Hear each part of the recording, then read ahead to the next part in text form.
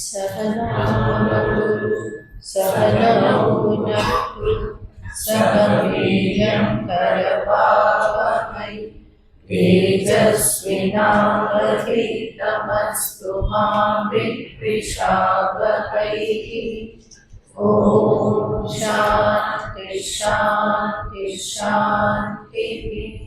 शङ्करं शङ्कराचार्यं केशवं बादरायणं सूत्रभाष्यकृतौ वन्दे भगवन्तौ पुनः पुनः। ईश्वरो गुरुरात्मेति मूर्तिभेदविभागिने व्योमवद्व्याप्तदेहाय दक्षिणामूर्तये नमः। ॐ पाठाय प्रतिबोधितां भगवता नारायणेन स्वयं व्यासेन ग्रथितां पुराणमुनिना मध्ये महाभारतम् अद्वैतामृतवर्षिणीं भगवतीम् अष्टादशाध्यायिनीम् अम्ब त्वामनुसन्दधामि भगवद्गीते भवद्वेषिणीम् अम्ब त्वामनुसन्दधामि भगवद्गीते भवद्वेषिणीम्।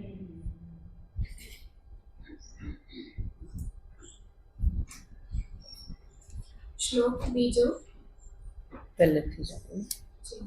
श्लोक पहले। श्री भगवानुवाच परं भूयः प्रवक्ष्यामि ज्ञानानां ज्ञानमुत्तमं यज्ञात्वा मुनयः सर्वे परां सिद्धिमितो गताः। इदं ज्ञानमुपाश्रित्य मम साधर्म्यमागताः सर्वेऽपि नोपजायन्ते प्रलये न व्यथन्ति च।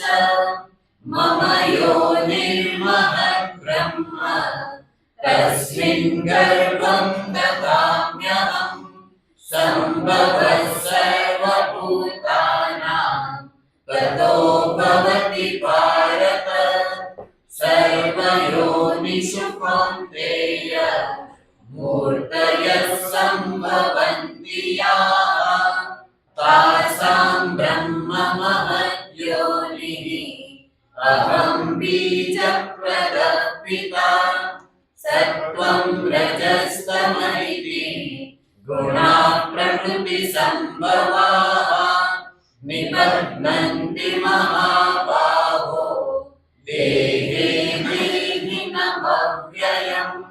तत्र सत्त्वं निर्मलत्वात् प्रकाशकमनामयम् सुखसङ्गेन बध्नाति ज्ञानसङ्गेन चानघ।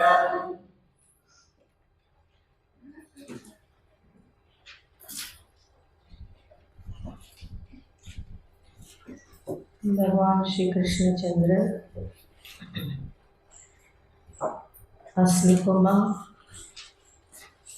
સત્વ રજસ અને તમોગુણ વિશે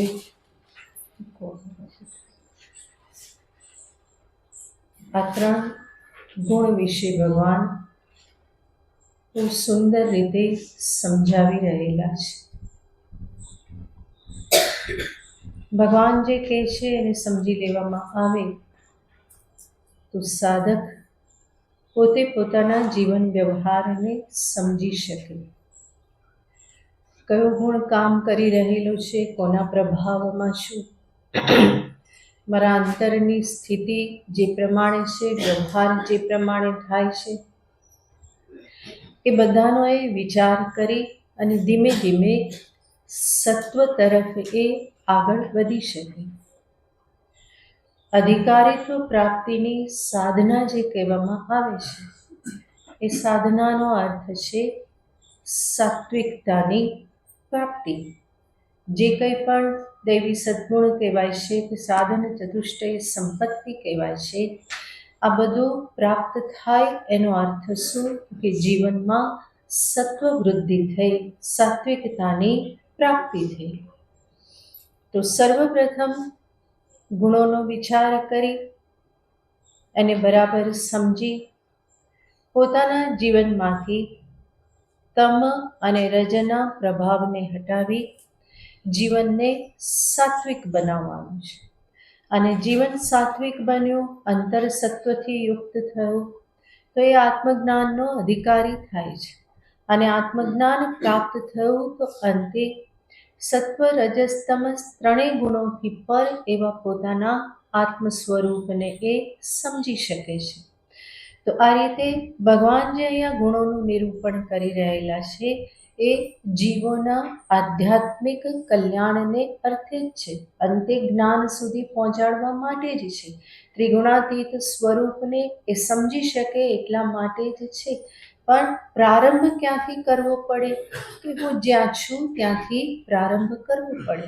એટલા માટે ત્રણેય ગુણોની ભગવાન વાત કરે છે વિસ્તારથી અને સમજાવે છે. જેમાં છેલ્લે ભગવાને કહ્યું, તત્ર સત્વમ નિર્મલત્વાત પ્રકાશકમ અનામયમ. છઠ્ઠા શ્લોકમાં ભગવાને કહ્યું કે સત્વગુણ કેવો છે? કે છે નિર્મલત્વાત, એમાં નિર્મલતા હોવાથી જ. એ કેવો છે? પ્રકાશકમ અનામયમ. પ્રકાશકમ યાને પ્રકાશિત કરનાર, જ્ઞાનને એ અભિવ્યક્ત કરનાર, પદાર્થોનું ભાન કરાવનાર, અને એટલા માટે એને કહેવાય છે પ્રકાશકમ. અનામયમ યાને નિરુપદ્રવ છે, શાંત રાખનાર છે. સત્વની વૃદ્ધિ હોય તો મનુષ્ય હંમેશા કેવો હોય? શાંત હોય, પ્રસન્ન હોય. તો એ સત્વની નિશાની છે. આ સત્વની ઓળખ ભગવાને કરાવી. હવે આગળ ભગવાન કહેશે કે સત્વગુણ હોવા છતાં પણ એ મનુષ્યને બંધનમાં નાખે છે, જો એને બરાબર સમજવામાં ન આવે તો. અને એ કેવી રીતે બંધન કરે છે? તો કહેશે સુખ સંગેન બધનાતિ કર્મ જ્ઞાન સંગેન ચ અનઘ. હે અનઘ, હે નિષ્પાપ અર્જુન, આ સત્વગુણ જે છે એ કેવી રીતે મનુષ્યને બાંધે છે? ભગવાન બે વાત કહે છે, સુખ સંગેન, જ્ઞાન સંગેન. સુખમાં સંગ કરાવી અને જ્ઞાનમાં સંગ કરાવીને. એક એક શબ્દને જોઈએ તો જ્યારે અંતરમાં સત્વ હોય ત્યારે જ સુખની પ્રાપ્તિ થાય છે. તો સત્વની સાથે સુખ રહેલું છે. એ સુખ જ્યારે અંતરમાં ઉત્પન્ન થાય છે તો કહેવામાં આવે છે કે એ સુખાકાર વૃત્તિ અંતરમાં ઉત્પન્ન થાય છે. સુખાકાર વૃત્તિ જે ઉત્પન્ન થાય છે એની સાથે તાદાત્મ્ય કરી અને જીવ પોતે સમજી લે છે કે હું સુખી છું.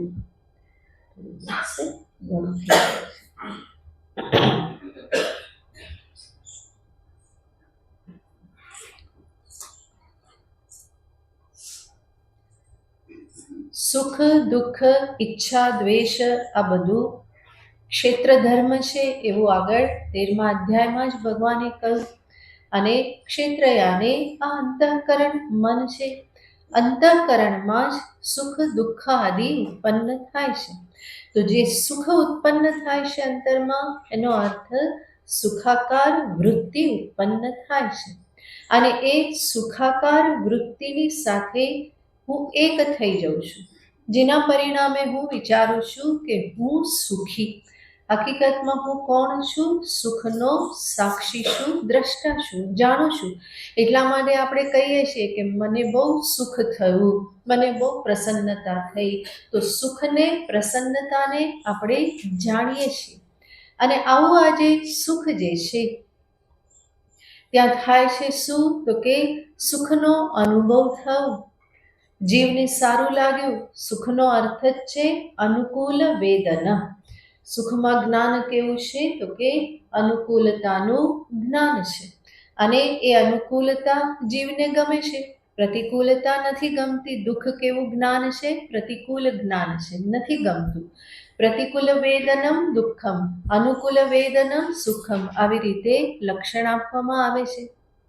હવે જે વિષય ભોગથી પણ સુખ થાય છે, તો એ જે સુખનો અનુભવ એ સારું લાગે છે. સારું લાગે છે એટલા માટે અંતરમાં એવા સંસ્કાર પણ પડે છે કે આ સારું છે. એ સંસ્કાર પડ્યા તો ફરી પાછી એ જ સુખ પ્રાપ્ત કરવા માટે ફરી પાછી ઈચ્છા ઉત્પન્ન થવાની, ફરી એના માટે પ્રયત્ન કરવાનો.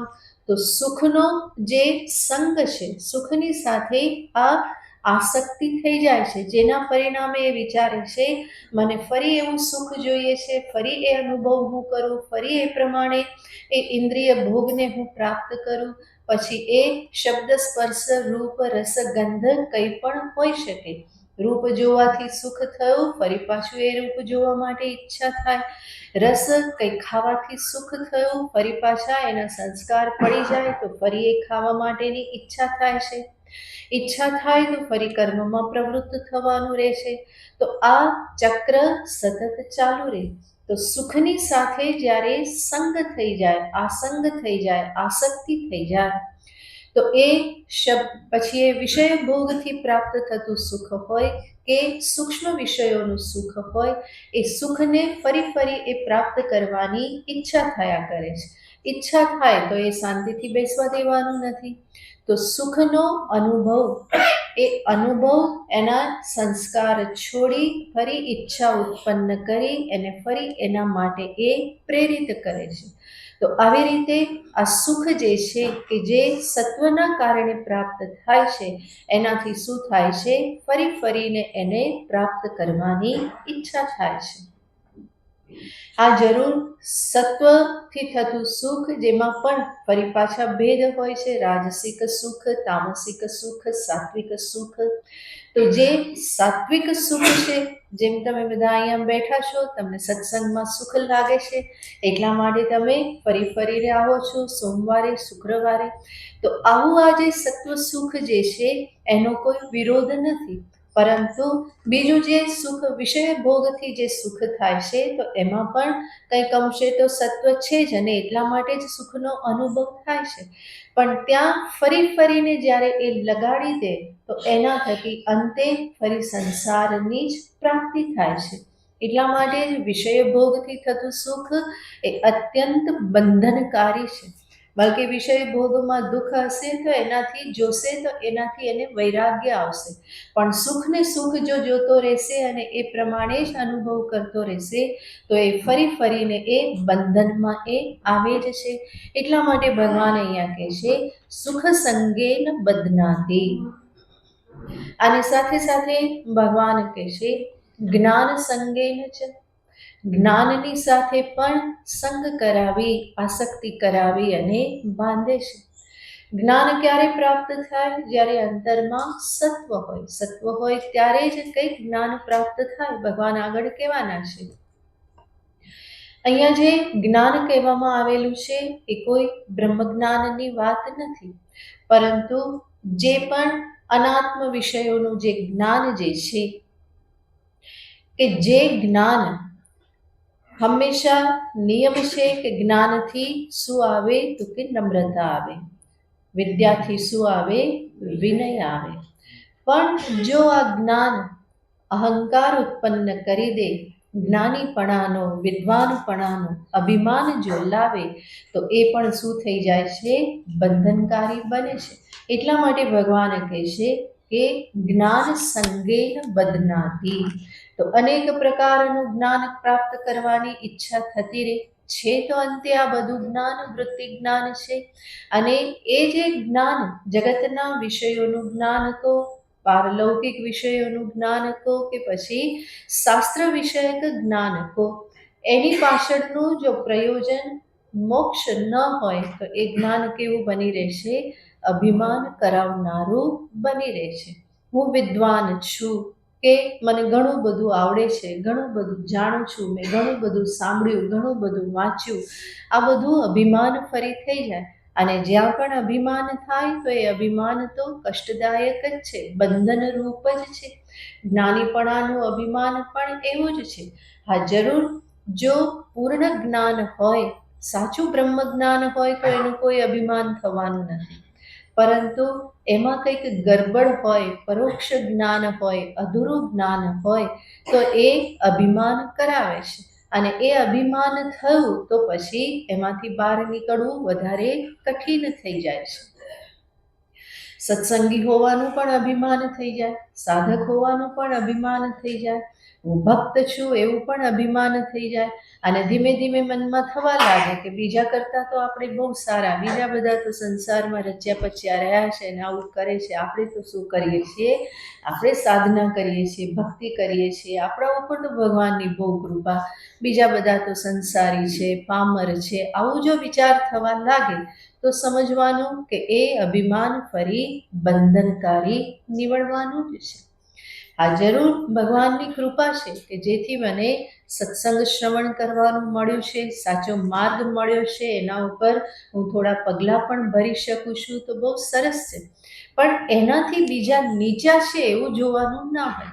એમને એ લાભ નથી પ્રાપ્ત થયો, એ પુણ્યોદય નથી થયો અને એટલા માટે પ્રવૃત્ત નથી થયા તો બીજાને નીચા જોવાના નથી. હું જરૂર ભગવાનની કૃપા પાત્ર છું, મહતી કૃપા છે કે સત્સંગ શ્રવણ આદિ મળે છે, પણ એના કારણે અભિમાન કરવા માટે કોઈ કારણ રહેતું નથી. અભિમાન કોઈ પણ યોગ્ય નથી. ધનનું અભિમાન યોગ્ય નથી, એવી જ રીતે વિદ્યાનું અભિમાન પણ યોગ્ય નથી. કોઈ પણ અભિમાન જે છે એ હંમેશા બંધનકારી છે. માટે ભગવાન અહીંયા કહેશે કે સત્વથી જ્ઞાન તો થાય છે, પરંતુ એ જ્ઞાન યોગ્ય વિષયનું ન હોય અને યોગ્ય સમજદારી સાથેનું ન હોય તો એ હંમેશા બંધનકારી નીવડે. એટલા માટે ભગવાન કહેશે કે આવી રીતે સત્વગુણ જે છે એ સુખ સંગેન બંધનાતી કર્મ જ્ઞાન સંગેન જ. સુખની સાથે આસક્તિ કરાવી અને જ્ઞાનની સાથે આસક્તિ કરાવીને એ બંધન કરે છે. શાસ્ત્ર વિદ્યાનું પણ બહુ આસક્તિ થઈ જતી હોય છે, કારણ કે નશો એવો જ છે, જેવી રીતે બીજા નશા એવી રીતે શાસ્ત્ર જે છે એનો પણ નશો છે. તમે ભણવા બેસો, વ્યાકરણ શાસ્ત્ર, ન્યાય શાસ્ત્ર, મીમાંસા શાસ્ત્ર, અને જો એમાં રુચિ હોય અને એમાં ચાંચ ડૂબવા માંડે તો એ પણ એવું જ નશાકારક છે, એ પણ મોક્ષને ભૂલાવી દે છે. એટલા માટે સર્વત્ર સજાગ રહેવું પડે. પછી માત્ર હું વિદ્વાન થઈને રહી જાઉં, શાસ્ત્રાર્થ કરીને રહી જાઉં, પણ અંતરની અવિદ્યા નિવૃત્ત થતી નથી. તો આવી રીતે ભગવાન કહેશે કે સાધકે સજાગ રહેવાનું છે. સાત્વિક જીવન સુખ માટેની પ્રવૃત્તિમાં પણ આસક્તિ થઈ જાય, જ્ઞાનને માટે પણ આસક્તિ થાય, જેના પરિણામે સત્વ બંધનકારી નીવડી જાય છે. આટલું કહ્યા પછી આગળ ભગવાન કહેશે કે રજોગુણ કેવી રીતે બંધનકારી નીવડે છે. 7મો શ્લોક. रजो रागात्मकं विद्धि रजो रागात्मकं विद्धि तृष्णा संगसमुद्भवम् तृष्णासङ्गसमुद्भवम् तन्निबध्नाति कौन्तेय तन्निबध्नाति कौन्तेय कर्मसङ्गेन देहिनम् कर्मसङ्गेन देहिनम् रजो रागात्मकं विद्धि तृष्णासङ्गसमुद्भवम् तन्निबध्नाति कौन्तेय कर्मसङ्गेन देहिनम्. સ્ટેન્ડ એક બાજુ કરો અને માઇક નજીક રાખો.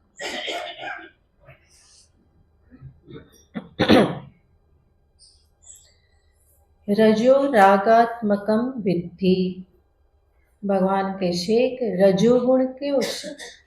કહેશે રાગાત્મકમ, એ રાગરૂપ છે, આસક્તિ રૂપ જ છે, રાગરૂપ જ છે. રંજનાત્મક રાગ કહેવાય છે. યાને એ દ્રષ્ટિને આંજી દે છે, રંગી દે છે. રજોગુણ દ્રષ્ટિને રંગી દે છે, જેના પરિણામે ફરી વાસ્તવિક દર્શન થતું નથી.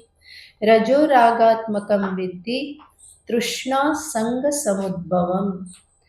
તૃષ્ણા અને આસક્તિથી ઉત્પન્ન થાય છે.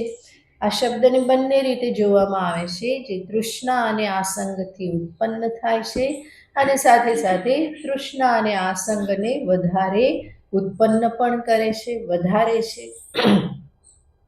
હે કૌંતેય, તત કર્મ સંગેન દેહિનમ નિબધ્નંતી. એ રજોગુણ જે છે એ દેહીને, જીવને કર્મ સંગથી બાંધે છે. યાને કર્મ સાથે આસક્તિ કરાવી અને એ બંધન ઉત્પન્ન કરે છે. ભગવાને કહ્યું કે રજ રાગાત્મક છે અને એ ક્યાંથી ઉત્પન્ન થાય છે? તૃષ્ણા અને આસંગ. તૃષ્ણા કોને કહેવાય? અપ્રાપ્તાભિલાષા. અપ્રાપ્ત છે એને પ્રાપ્ત કરવાની અભિલાષા, એને શું કહેવાય? તૃષ્ણા કહેવાય. મને આ જોઈએ છે, આ જોઈએ છે, આ મારી પાસે નથી, આ મારી પાસે હોવું જોઈએ. આ છે તૃષ્ણા. અને આસંગ. આસંગ યાને આસક્તિ. આસંગનો અર્થ શું? તો કે છે પ્રાપ્તે વિષયે મનસઃ પ્રીતિલક્ષણ સંશ્લેષ. જે વિષય પ્રાપ્ત છે એની સાથે એકદમ પ્રીતિ થઈ જવી, એને છોડવાને માટે તૈયાર ના હોય. કોઈ પણ પ્રકારે એ મારી પાસે જ બની રહે, મારી સાથે જ રહે, મારાથી દૂર ન થાય, આવા પ્રકારની જે અંતરની સ્થિતિ, તો એને શું કહેવાય? આસંગ કહેવાય. તો તૃષ્ણા અને આસંગ, આ બંનેથી રજોગુણ, રજોગુણમાંથી આ બંને ઉત્પન્ન થાય છે. રજોગુણથી જ બધી ઈચ્છાઓ થાય છે અને આસક્તિ પણ થાય છે. એટલું જ નહીં, અને આ જ તૃષ્ણા અને આસક્તિ ફરી પાછા રજોગુણને પણ વધારે છે. તો પરસ્પર વધારનાર છે, એટલા માટે આ શબ્દને બંને રીતે આચાર્યો જુએ છે. તૃષ્ણા અને આસક્તિથી મોટાભાગનાનું મન ગ્રસ્ત છે અને એટલા માટે મોટાભાગના ક્યાં રહેલા છે? રજોગુણમાં જ સ્થિત છે. રજોગુણની પ્રધાન પ્રવૃત્તિ દરેકના જીવનમાં જોવા મળે છે અને એટલા માટે કોઈ શાંતિથી બેસી શકતું નથી. કંઈ ને કંઈ જોઈએ છે, તો કાં તો મેળવવા માટે પ્રવૃત્તિ હોય અને નહીં તો જે છે એના રક્ષણ માટે પ્રવૃત્તિ હોય. યોગ અને ક્ષેમ આ બંને શેનાથી થાય છે? તો કે રજોગુણથી જ થાય છે, એનાથી જે ઈચ્છા ઉત્પન્ન થાય છે. એટલા માટે ભગવાન કહે છે કે મારા માર્ગે તું આવી જા તો તારા યોગક્ષેમનું વહન હું કરીશ. તો રજોગુણમાંથી સાધક મુક્ત થાય અને સત્વમાં સ્થિત રહી શકે, એટલા માટે ભગવાને વચન આપે છે યોગક્ષેમમ વહામ્યહમ. મોટે ભાગે એમાં ભરોસો બનતો નથી, એટલા માટે મનુષ્ય પોતે જ પોતાના યોગક્ષેમની ખૂબ ચિંતા કરે છે અને એમાં ને એમાં જ એનું જીવન જે છે એ પણ વ્યતીત થાય છે. સવારે ઉઠે ત્યારથી ચિંતા કે આજે શું કરવાનું, ને નોકરી પર જવાનું, ને અહીંયા આટલા ઇન્વેસ્ટ કરવાના, ને અહીંયાથી આટલું મેળવવાનું, આજે આમ કરવાનું, મહિના પછી આટલો પગાર આવશે, ને આટલું આમ થશે, ને ઇન્ક્રીમેન્ટ મળશે, ને પેલું મળશે, ને પગાર પંચને આને તેને બધું એ ચાલ્યા જ કરે, ચાલ્યા જ કરે. અને એમાં ને એમાં જ એ જ વિચારમાં જીવન જે છે એ વહેતું જાય છે. અને જેટલું મળ્યું એ ફરી પાછું એવું જ રહેવું જોઈએ, એમાં ઓછું થવું જોઈએ નહીં. એના માટે ફરી પાછો પ્રયત્ન. તો આ બંને હંમેશા શું કરાવે છે? તો કે કર્મમાં પ્રેરિત કરે છે, કારણ કે એના વગર તો આ થવાનું નહીં. યોગક્ષેમ જે છે, આસક્તિ, તૃષ્ણા, આ બંને કર્મમાં પ્રવૃત્તિ કરાવશે.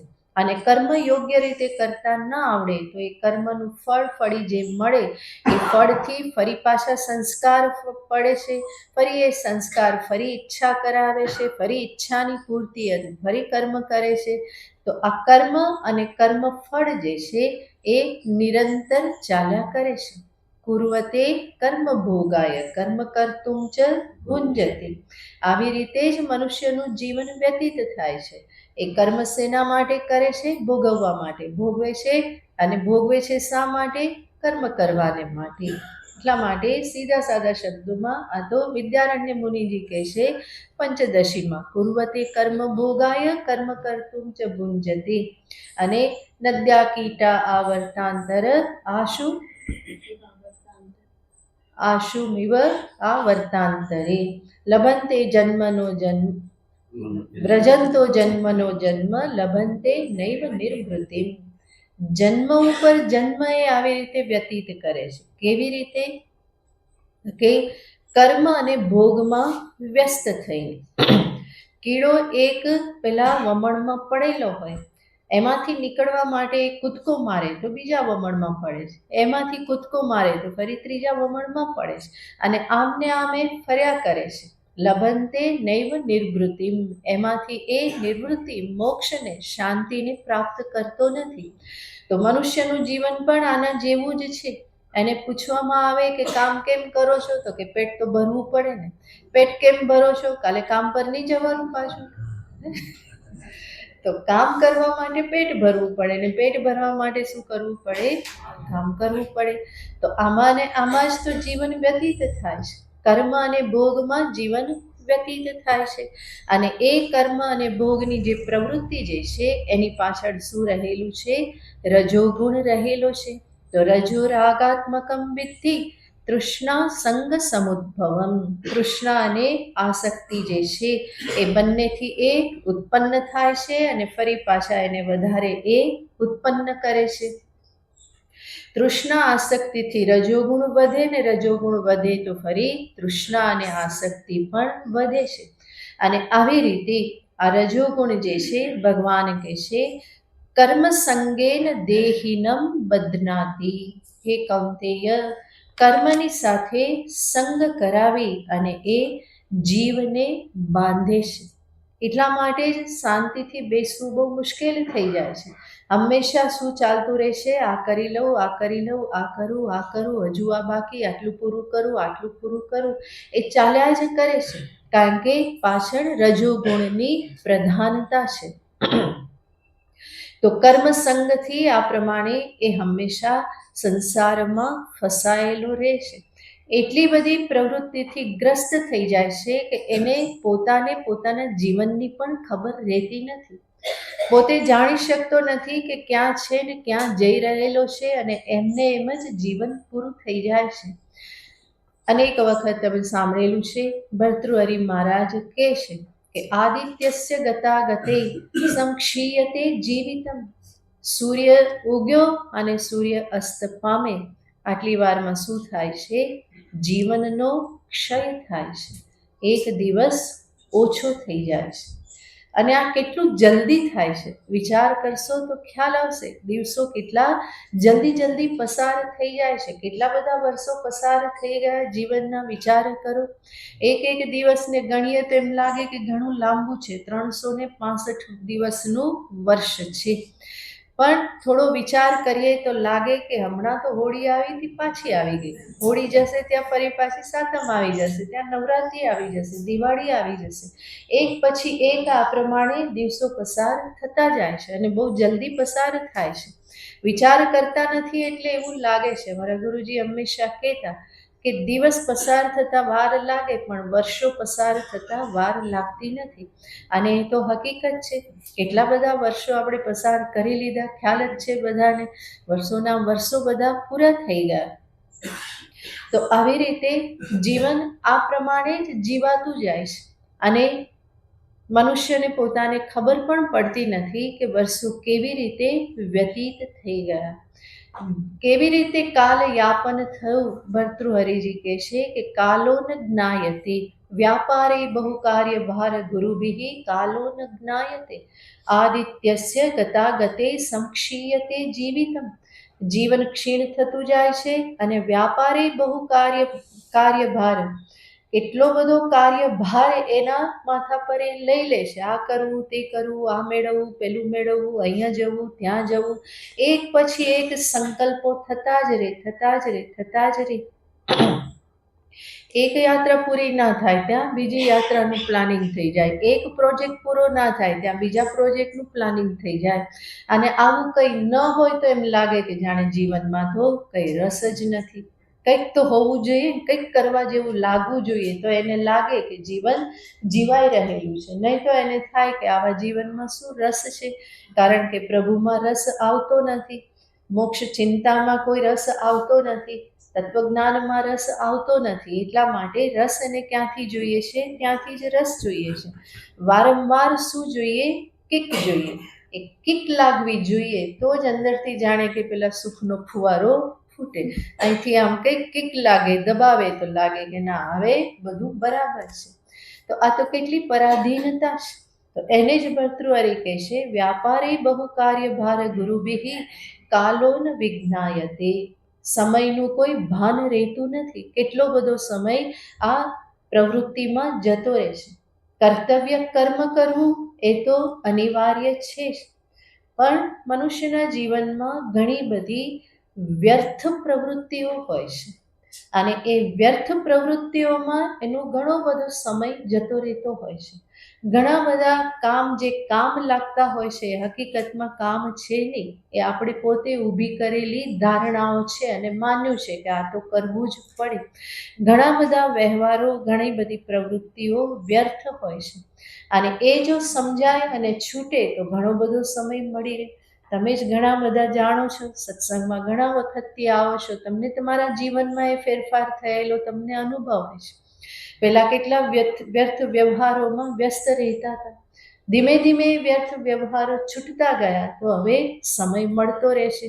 પહેલાં તો સત્સંગ પ્રારંભ કરવામાં પણ લાગતું હતું કે સમય નથી અને કોઈએ તમને કેટલી બધી વખત કહ્યું હશે કે ભાઈ આવો સાંભળવા, આવો અને ત્યારે શું લાગે, ના સાંજે તો સમય કેવી રીતે નીકળે, અમે તો રાત પડે ઘરે પાછા આવીએ, સાંજે ક્યાંથી આવીએ, આવું થયા કરે. પણ કોઈક પુણ્ય ઘડી અહીંયા લઈ આવી અને પછી એક વખત સારું લાગ્યું તો એ પ્રવૃત્તિ ફરી થતી જાય છે. એનો અર્થ શું? સમય હતો જ, પણ પહેલાં આપણે કાઢતા નહોતા ને એ તરફ ધ્યાન આપ્યું નહોતું, એટલા માટે એ પ્રવૃત્તિ નહોતી થતી. બીજા બધા વ્યાપાર કેવા લાગતા હતા, ધંધા બધા કામના લાગતા હતા અને એટલા માટે એના માટે સમય નીકળતો હતો, આના માટે સમય નહોતો નીકળતો. તો વ્યાપારે બહુ કાર્યભાર ગુરુભિઃ કાલો ન વિજ્ઞાયતે. ભર્તૃહરિજી કહે છે, પીત્વા મોહમયી પ્રમાદ મદિરામ ઉન્મત્ત ભૂતમ જગત. બધાએ શું? તો કે મોહમયી પ્રમાદ મદિરા જાણે કે જગતે પીધેલી છે અને એટલા માટે બધા જ કેવા છે? ઉન્મૂત ભૂતમ, બધા પાગલની જેમ બધા આમ તેમ દોડાદોડી કરી રહેલા છે. રોજ અનુભવ કરે છે. શેનો અનુભવ કરે છે? તો કે મૃત્યુનો, જરાવસ્થાનો પોતે અનુભવ કરે, નહીં તો એ પોતે જાણે છે. એને બીજામાં એને અનુભવ કરતા એ જુએ છે અને છતાં પણ કહેશે મનુષ્ય જાગતો નથી, એને કોઈ ત્રાસ ઉત્પન્ન થતો નથી. શા માટે નથી થતો? કારણ કે એટલો બધો પોતાના ધંધામાં એ વ્યસ્ત છે, પોતાના કામમાં વ્યસ્ત છે કે આ બધી બાજુ જોવાનો, વિચાર કરવાનો એને સમય રહેતો નથી. તો આ જે કંઈ પણ થાય છે એના મૂળમાં શું રહેલું છે? રજોગુણ રહેલો છે. ભગવાન કહે છે, કર્મ સંગેન દેહિનમ તન નિબધ્નાતિ. એ દેહીને, જીવને બાંધે છે. આગળ તમોગુણની વાત કરતા ભગવાન કહે છે, તમસ્ત્વજ્ઞાનજં વિદ્ધિ તમસ્ત્વજ્ઞાનજં વિદ્ધિ મોહનં સર્વદેહિનાં મોહનં સર્વદેહિનાં પ્રમાદાનસ્ય નિદ્રાભિઃ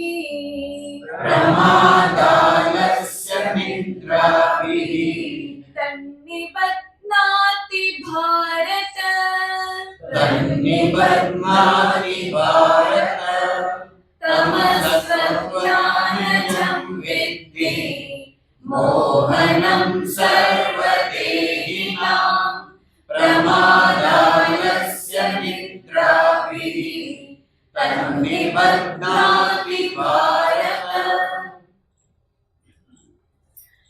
હે ભારત, ભગવાન અર્જુનને સંબોધન કરે છે. ભરત વંશમાં ઉત્પન્ન એટલા માટે કહેશે, હે ભારત, તમઃ તુ અજ્ઞાનજમ વિદ્ધિ. તમ જે છે કહેશે કે હે અર્જુન, એને તું અજ્ઞાનજમ, અજ્ઞાનમાંથી ઉત્પન્ન થયેલ જાણ. સર્વદેહીનામ મોહનમ, તમોગુણ શું કરે છે? સર્વ જીવોને મોહમાં નાખે છે. એટલું જ નહીં, પ્રમાદાલસ્ય નિદ્રાભિહિ, પ્રમાદ, આળસ અને નિદ્રા થકી એ બંધન ઉત્પન્ન કરે છે. તો ભગવાન તમોગુણના સંદર્ભમાં વાત કરતા કહે છે કે એ અજ્ઞાનજમ, અજ્ઞાનમાંથી ઉત્પન્ન થયેલ છે. આમ તો સત્વ રજસ તમ ત્રણેય ગુણના મૂળમાં શું છે? અજ્ઞાન જ છે. પણ ભગવાન અહીંયા એને મુખ્યતયા કહે છે કે અજ્ઞાનજમ, એ એટલા માટે કે તમ જે છે એ કેવું છે? તો કે અજ્ઞાન રૂપ જ છે, અજ્ઞાનમાંથી ઉત્પન્ન છે અને અજ્ઞાનને હંમેશા વધારનાર છે. એટલા માટે ભગવાન એને શું કહે છે? અજ્ઞાનજમ. અને આ તમોગુણ શું કરે છે? સર્વદેહીનામ મોહનમ, બધાને મોહમાં નાખે છે. મોહમાં નાખે છે, મોહિત કરે છે. એનો અર્થ ભાન ભૂલાવી દે છે. યોગ્ય સમજણ પ્રગટ થવા દેતું નથી. બુદ્ધિ યોગ્ય દિશામાં પછી ચાલતી નથી. ધર્મના સંદર્ભમાં, મૂલ્યોના સંદર્ભમાં, કર્મના સંદર્ભમાં બધી ગૂંચવણો જ હોય અને છતાં પણ એને કેવું લાગે? બધું બરાબર છે, બધું સારું છે. ગરબડ હોય એને પણ શું માને? બધું બરાબર જ છે. તો જ્યારે તમથી ગ્રસ્ત હોય ત્યારે બુદ્ધિ યોગ્ય નિશ્ચય કરી શકતી નથી. મોહિત અવસ્થા છે. મોહ અવસ્થા એ જ છે, મોહ વૈચિત્ય, જેમાં બહુ વિચાર થઈ શકતો નથી, બલ્કિ ઉલટું જ વિચારે છે. અને મોહગ્રસ્તતાનું પ્રસિદ્ધ દ્રષ્ટાંત છે મહાભારતના ધૃતરાષ્ટ્ર. દુર્યોધનમાં કેટલો બધો મોહ હતો કે જે મોહના કારણે સ્વયં તો સત્યને વિચારી નથી શકતા, પણ ભલભલા ઋષિમુનિઓને સાક્ષાત કૃષ્ણ ભગવાન પણ સમજાવે તો પણ એ સમજી શકતા નથી. બધું જ હા કરે, હા હા કરે, અને છેલ્લે શું આવીને ઊભું રહે? પણ આવીને ઊભું રહે. તો મોહ આને જ કહેવાય. સત્ય બધું સમજે અને છતાં પણ આવીને ઊભું રહે તો એને શું કહેવાય? મોહિત અવસ્થા કહેવાય. સત્યને સમજે પણ અમલમાં મૂકી શકતો નથી. જાણે અને છતાં પણ જાણે કે એ ન જાણવા બરાબર વ્યવહાર કરે છે. તો અનેક વખત આવી મોહગ્રસ્ત અવસ્થા પ્રાપ્ત થતી જ હોય છે, જ્યાં હું પોતે યોગ્ય નિશ્ચય ના કરી શકું અને બીજા મને કરાવે તો પણ હું કરવાને માટે તૈયાર હોઉં નહીં. બીજા સમજાવવા આવે તો તરત આપણે શું કહીએ? તારું જ્ઞાન તારી પાસે રાખ, મને સલાહ ના આપ. તો આ મોહગ્રસ્ત અવસ્થા જ છે કે જે પોતે પણ સત્ય વિચાર માટે તૈયાર નથી અને બીજા પાસેથી પણ સમજવા માટે તૈયાર નથી. તો મોહનમ સર્વદેહિનામ, સર્વ જીવોને એ આ મોહમાં નાખે છે. મોહમાં નાખે એનો અર્થ ભગવાને યોગ્ય બુદ્ધિ આપેલી છે અને છતાં પણ બુદ્ધિ ઉપર એક આવરણ આવી જાય છે કે જે બુદ્ધિમાં જ્ઞાન પ્રકાશ થવા દેતું નથી.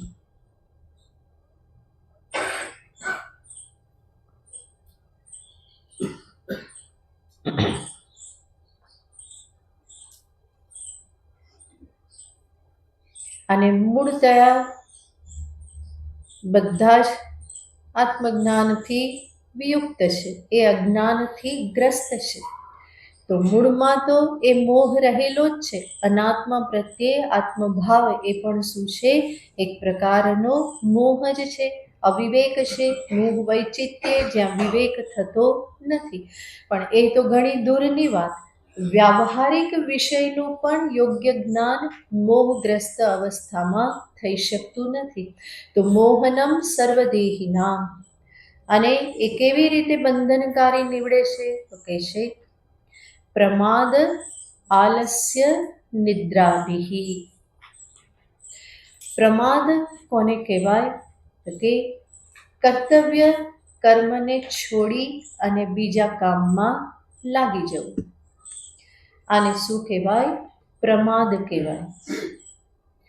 કર્તવ્ય કર્મની ઉપેક્ષા કરી જે સમયે જે કરવું જોઈએ એને એક બાજુ રાખી અને પોતાને જે અનુકૂળ છે, ગમે છે એવું કરવામાં લાગી જવું.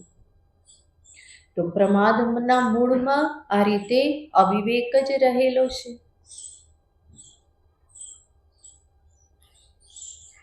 વ્યવહારિક ક્ષેત્રમાં પણ આ પ્રમાણે થતું રહે અને આધ્યાત્મિક ક્ષેત્રમાં પણ આ પ્રમાણે થતું રહેશે.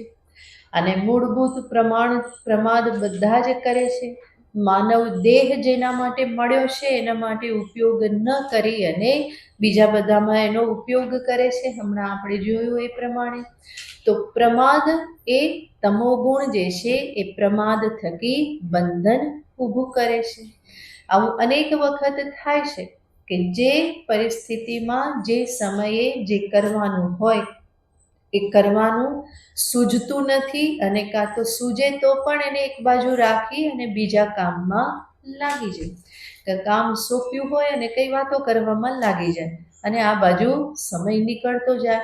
તો એને શું કહેવાય? પ્રમાદ જ કહેવાય. આળસ કોને કહેવાય? કે જે કર્તવ્ય કર્મ જે છે એને પોસ્ટપોન કરતા રહેવું. થઈ જશે, શું ઉતાવળ છે, કાલે કરીશું, સમય આવ્યે બધું થઈ જશે. તો આ એક પ્રકારે આળસ છે. કર્તવ્ય કર્મ પ્રત્યે જ્યાં ઉત્સાહ રહેતો નથી.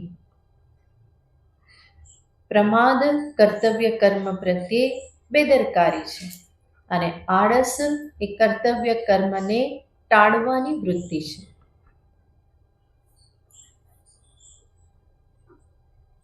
હંમેશા ટાળવાની વૃત્તિ રહે. શરીર તો છે જ સ્થૂળ, એની પાસેથી કામ ન લો તો એ કેવું થઈ જાય? એ આળસુ થઈ જ જાય છે. એટલા માટે કહેવામાં આવે કે પછી હાડકા કેવા થઈ જાય? હરામના હાડકા. એ હરામના હાડકા શેના કારણે થાય? આળસના કારણે થાય. હંમેશા ટાળતું રહેવું એ યોગ્ય નથી. કબીરજી શું કહેશે? કલ કરે સો આજ, આજ કરે સો અબ, પલ મેં પ્રલય હોएगी, बहुरी करेगा कब. અને આળસુ શું કે? आज करे सो कल, कल करे सो परसों, इतनी जल्दी भी क्या है जब जीना है बरसों. તો કબીરની સામે જવાબ આપી દે કે જલ્દી શું છે, ઘણા વર્ષો જીવવાનું છે, કરીશું, આરામથી કરીશું, આજનું કાલ ને કાલનું પરસો, ગમે ત્યારે થઈ જશે એમ. તો આ આળસુનો એટીટ્યુડ છે કે જે હંમેશા ટાળતો રહે, પોતાનું કામ ન કરે, હંમેશા એવો વિચાર કરે કે બીજા કોઈ કરી લેશે તો મારે કરવું નહીં, અને ના કરે તો બીજા પાસે કરાવે કે ભાઈ તું આ કરી નાખ, પોતે ના કરે. તો આ બધું શેનું પ્રગટીકરણ છે? આળસનું પ્રગટીકરણ છે. આળસ શબ્દ છે એને અખંડાનંદજી મહારાજ સમજાવે. લશ શબ્દ સંશ્લેષે, ચીપકી જવું એ અર્થમાં છે. તો એ આળસ શબ્દ અને આ સમંતાત સંશ્લેષ પૂરેપૂરો એમાં ને એમાં ચીપકી જાય છે. સૂતો હોય તો સૂતો જ રહે, બેઠો એક જગ્યાએ તો બેઠો જ રહે, ટીવીની સામે બેઠો તો ટીવીની સામે જ બેઠો રહે, અને મોબાઈલમાં ચીપકી જાય તો એમાં જ ચીપકી જાય, બીજું કંઈ કરવાનું એને સૂઝે નહીં. તો આ શેની નિશાની છે? આળસની નિશાની છે. ભગવાને આટલું સુંદર શરીર આપ્યું છે, માનવ દેહ છે, સરસ ઇન્દ્રિયો આપેલી છે, મન બુદ્ધિ છે, બધું જ છે. તો આળસ કરવાથી અપરાધ જ થવાના છે. એ આળસને દૂર કરી અને જે કરવાનું છે કર્તવ્ય કર્મ એમાં લાગવાનું હોય. બીજા ઉપર પરાધીન થઈને રહેવાનું ના હોય. બીજા મારા માટે કરી નાખે, મારું કામ બીજા કરે, હું ઓછામાં ઓછું કરું, આવી વૃત્તિ યોગ્ય નથી. એનાથી શરીરમાં પણ આળસ આવે, બુદ્ધિમાં પણ આળસ આવે, બધું જ આળસથી ગ્રસ્ત થઈ જાય. અને આ તમોગુણનું જ પરિણામ છે. આવી રીતે એ બંધનમાં નાખે છે. અખંડાનંદજી મહારાજ કહેતા કે કોઈને કીધું કે સવારે થોડા વહેલા ઉઠો, 5 વાગે ઉઠો, 8-9 વાગે ઉઠો છો, થોડું વહેલા ઉઠો, 5 વાગે 6 વાગે, અને સવારનું સૌંદર્ય જુઓ કેટલું સુંદર હોય, કેટલી શાંત હોય પ્રકૃતિ. તો જેને કીધું એ કે મહારાજજી તમને શું ખબર સવારે કેવી મીઠી ઊંઘ આવે. તમે સવારે જુઓ, ઠંડીમાં સવારમાં જાગ્યા પછી પાછું રજાઈ ઓઢીને સૂઈ જવામાં કેટલો બધો આનંદ છે કે તમને શું ખબર હોય 4 વાગ્યામાં ઉઠી જાઓ કે. તો આ બધા કોના બધા વાક્યો છે? આ બધા આળસુના વાક્યો છે. એને કોઈ રીતે પહોંચાય નહીં. તો આ તમો ગુણથી ગ્રસ્ત જે છે એ આવી રીતે આળસથી બંધાય છે. અને ત્રીજું કહે છે નિદ્રા. નિદ્રા, આવશ્યકતાથી વધારે નિદ્રા એ તમોગુણની નિશાની છે.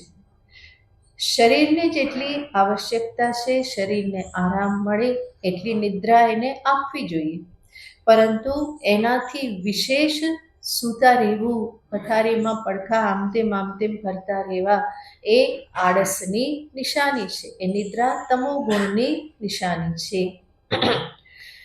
આવશ્યકતા મુજબ નિદ્રા લઈ અને સવારે જ્યારે ઉઠવાનું હોય તો ઉત્સાહ સાથે ઉઠવાનું હોય.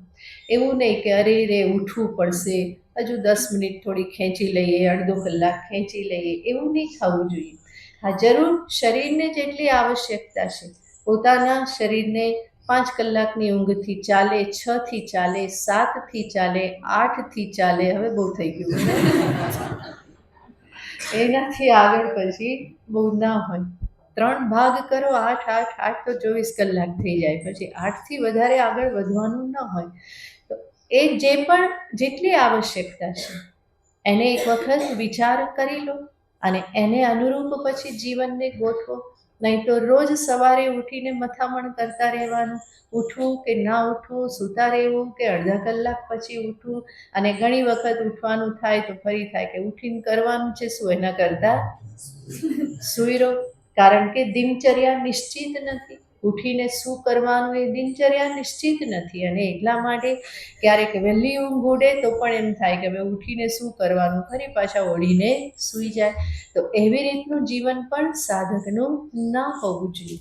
આવશ્યક નિદ્રા જરૂર લો, પણ પછી તો ઉત્સાહ હોવો જોઈએ, જાગૃતિ સાથે આનંદથી ઉઠવાનું હોય. ભગવાને એક દિવસ આપ્યો જીવનનો, એમનું નામ લઉં, એમનું સ્મરણ કરું, વેદાંત ચિંતન કરું, સેવા પૂજા કરું, આ મનમાં ઉત્સાહ હોય. એટલા માટે જ હંમેશા કહેવામાં આવે કે એક દિનચર્યા નિશ્ચિત રાખશો તો આ બધાથી બચી જવાશે. નહીં તો રોજ ઉઠીને પ્રમાદ થશે, આળસ થશે, નિદ્રા વધારે થશે. તમોગુણનો તો પ્રભાવ પડવાનો જ છે, કારણ કે આખરે આ સ્થૂળ સૃષ્ટિ આખી શેમાંથી ઉત્પન્ન થયેલી છે? તમોગુણમાંથી જ ઉત્પન્ન થયેલી છે. તો એનો પ્રભાવ રહેવાનો છે. પણ એના માટેના ઉપાયો પણ છે. એ ઉપાયને જ્યારે સાથે રાખવામાં આવે તો એના પ્રભાવથી આપણે બચી શકીએ. તો પ્રમાદ, આલસ્ય અને નિદ્રા, આ ત્રણેય તમોગુણ આવી રીતે ત્રણેયથી બાંધે છે. જે પ્રમાદ જે છે એમાં બેદરકારી છે, આળસમાં ઉત્સાહનો અભાવ છે અને નિદ્રામાં નિષ્ક્રિયતા છે.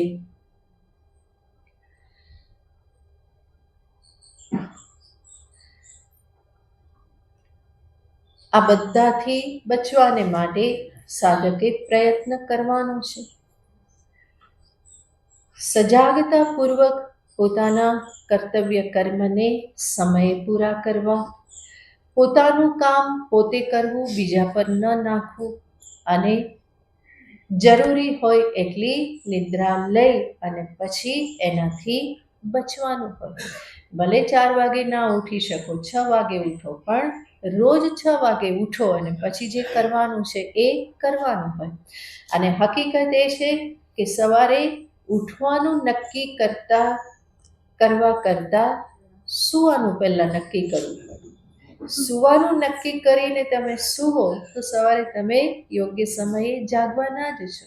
પણ રાત્રે વહેલા ના સૂવો અને મોબાઈલ લઈને બેઠા રહો અને જોયા કરો તો પછી ઊંઘ જલ્દી આવે નહીં. એનાથી જ ઊંઘ નથી આવતી હોતી અને પછી ડૉક્ટર પાસે જવું પડે કે ઊંઘ આવતી નથી.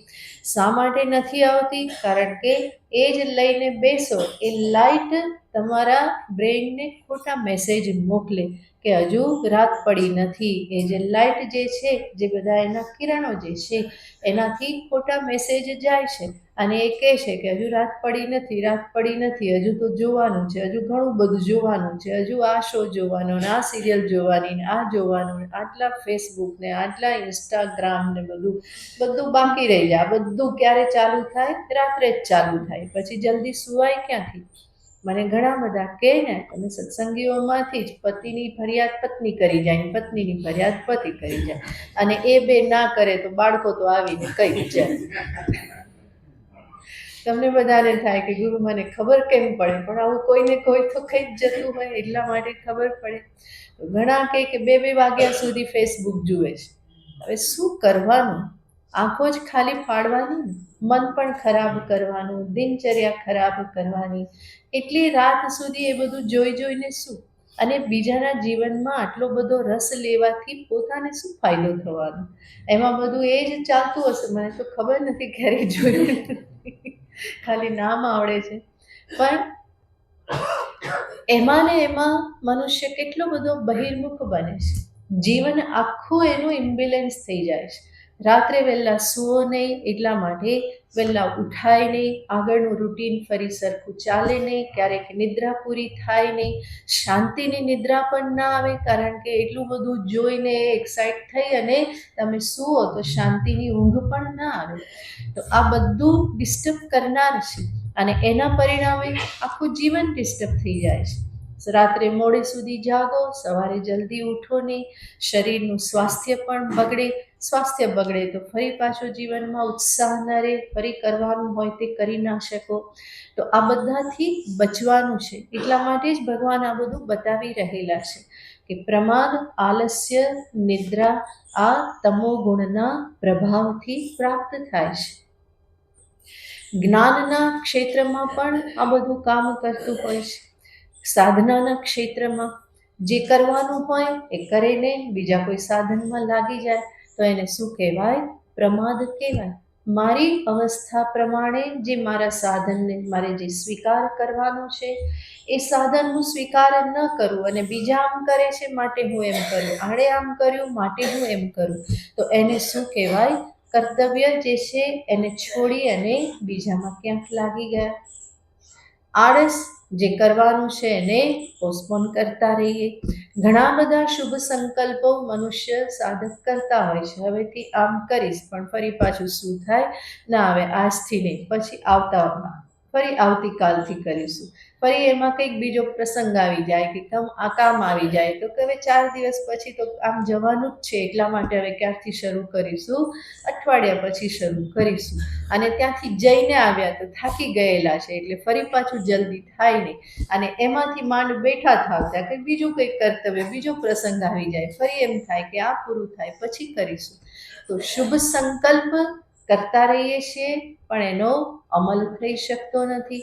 આળસ એમાં થતી જ રહે છે કે આજે નહીં, કાલે નહીં, પરમ દિવસ, આવી રીતે નિરંતર થતું રહે. અધ્યાત્મ ક્ષેત્રમાં પણ અને નિદ્રા પણ છે જ, એ પણ દોષ છે જ. શ્રવણ કરતાં કરતાં ઊંઘ આવી જાય, મનન કરતાં કરતાં ઊંઘ આવી જાય, જપ ધ્યાન કરતાં કરતાં તો આવે જ આવે, ગેરંટી હે. તો આ નિદ્રા ફરી ફરીને વિઘ્ન બની રહે છે સાધકના જીવનમાં. એ બતાવે છે કે તમોગુણનું પ્રાધાન્ય છે, એટલા માટે સાધન ભજનમાં પણ યોગ્ય રીતે પ્રવૃત્તિ થઈ શકતી નથી.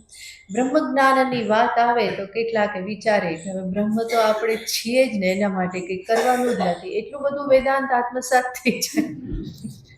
અધૂરી કાચી અવસ્થામાં જ બધું આત્મસાત થઈ જાય કે બીજું તો કંઈ કરવાનું નથી, બ્રહ્મ છીએ. બીજો કે બ્રહ્મ છીએ તો ક્યારેક ને ક્યારેક તો પ્રગટ થશે જ ને, આપણે એમાં શું કરવાની જરૂર છે. ત્રીજો કહેશે કે બધા એક દિવસ તો મુક્ત થવાનું જ છે ને, બધા એ દિશામાં તો જઈ રહેલા છે. બધા સંતો કહેશે કે બધાની પ્રવૃત્તિ શેના માટે છે, એના માટેની જ છે, તો એક ને એક દિવસ ક્યારેક ને ક્યારેક તો મુક્ત થઈ જ જશું. આવી રીતના વિચારો કરીને એ અત્યારે જે લાભ પ્રાપ્ત થયો છે, જે અવસર, જે દુર્લભ માનવ જીવન પ્રાપ્ત થયું છે, એ વેડફાઈ જાય છે. આ એક વખત હાથમાંથી છૂટ્યું તો આગળ ફરી ક્યારે આવશે અને ક્યાં પહોંચશે એ કંઈ જ ખબર નથી. એટલા માટે જે હાથમાં છે એનો ઉપયોગ કરવાનો હોય. નહીં તો સંસ્કૃતમાં કહેવામાં આવે કે જે હાથમાં હતું એને છોડી અને પછી શું કરે તો કે ચાટે છે. જે હાથમાં હતું એને ફેંકી દીધું અને પછી રેલા ઉતર્યા હતા તો કોણીને ચાટે છે.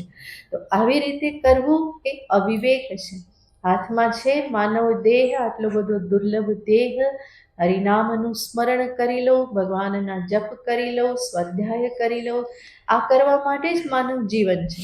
બીજું બધું તો બીજી બધી યોનિમાં પણ થાય છે. આહાર, નિદ્રા, ભય, મૈથુન, આ બધું બીજી યોનિઓમાં પણ સંભવ બને છે. પણ સાધન ભજન કરવું, ઈશ્વરના માર્ગે આગળ ચાલવું, મોક્ષ માર્ગે આગળ ચાલવું કેવળ માનવ જન્મમાં જ સંભવ છે. અને એ મળી ગયેલો છે. મહામૂલો માનવ જન્મ છે, એ વેડફવા જેવો નથી. નિદ્રામાં, આળસમાં, પ્રમાદમાં. એટલે જ ભગવાન આ બધું બતાવે છે કે આનાથી બચીને રહો. તમોગુણનો પ્રભાવ આવી રીતે કામ કરે છે. તો ભગવાને ત્રણેય ગુણ વિશે દર્શાવ્યું. હવે આ ત્રણેયનું એક સાથે બતાવી દે છે. એક એકને બતાવ્યું તો હવે ભગવાન જે કર્યું છે એને જ ફરી એક સાથે દર્શાવે છે.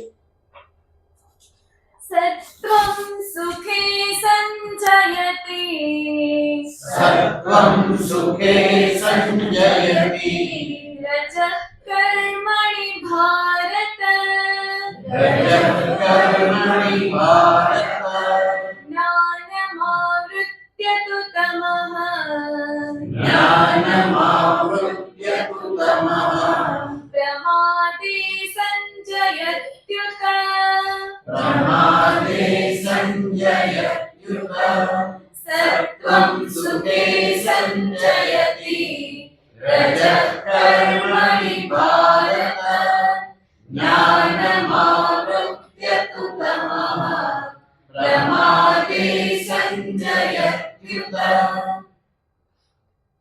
જે આગળ વાત કહેલી છે એને જ ભગવાન એક સાથે એક શ્લોકમાં કહી દે છે. સત્વમ સુખે સંજયતિ, રજઃ કર્મણિ ભારત. એ ભારત સત્વ સુખમાં પ્રવૃત્ત કરાવે છે, રજ કર્મમાં પ્રવૃત્ત કરાવે છે, અને તમઃ જ્ઞાનમ આવૃત્ય પ્રમાદે સંજયતિ. તમોગુણ જે છે એ જ્ઞાનને આવૃત્ત કરી અને પ્રમાદમાં લગાવે છે. ભગવાને આ સંક્ષેપમાં કહી દીધું. હવે પછી ભગવાન દર્શાવશે કે ક્યારે કયો ગુણ કેવી રીતે કામ કરે છે, જેને પછી જોઈશું. ઓમ પૂર્ણમદ પૂર્ણમિદં પૂર્ણાત પૂર્ણમુદચ્યતે પૂર્ણસ્ય પૂર્ણમાદાય પૂર્ણમેવાવશિષ્યતે. ઓમ શાંતિ શાંતિ શાંતિ. हरिः ओम श्री गुरुभ्यो नमः हरिः ओम।